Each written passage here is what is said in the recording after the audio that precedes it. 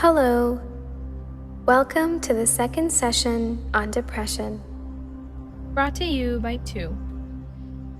Before we proceed further, it's important to note that this series is going to talk a lot about depression, suicide, self-harm, and other related mental health issues that may act as triggers. Kindly continue at your own discretion. We would highly recommend to pause and re-listen at any point to get more clarity, or re-listen to the entire session. In today's session, we shall seek to understand the difference between sadness and depression. Most of the times we use them interchangeably. However, they are not the same. A number of life events can leave people feeling unhappy and sad. For example, failing an exam,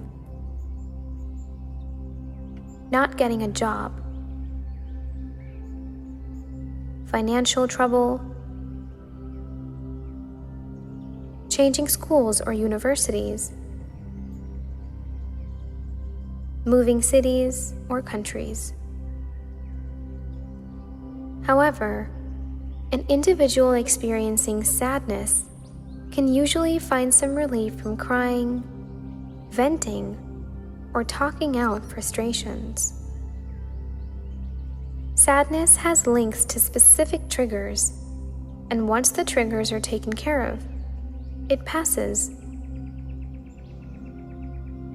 When you're sad, it may feel all-engulfing of emotions, but you'll have moments where you can laugh or be comforted.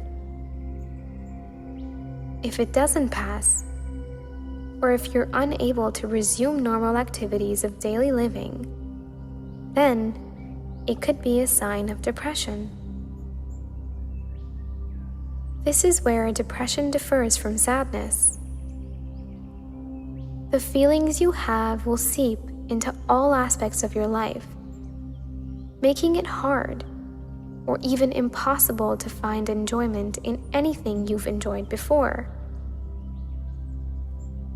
Feeling sad is an integral part of depression, but it's not the same. Depression is a mental illness, not an emotion. Knowing and understanding these differences can help you recognize when to seek help. What are the symptoms of depression? Constant feeling of sadness, numbness, and emptiness, irritability, and unexplainable bouts of crying, fatigue, changes in sleeping and eating patterns, feeling of worthlessness, feeling of deep, unwarranted guilt, constant thoughts about death, suicidal thoughts and actions, self-harm, isolation and avoiding meeting people,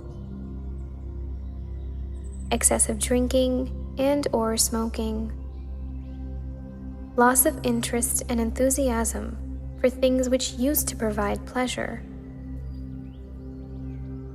You may have some of these symptoms if you're sad, but they shouldn't last more than 2 weeks. If you're experiencing 5 or more of these symptoms for over 2 weeks, then you should talk to your doctor and reach out for support. Suicidal thoughts are a sign of depression, not sadness. Depression, if recognized early, is treatable and can require participating in psychotherapy or taking medications. These treatments, or a combination of treatments, can help you feel better.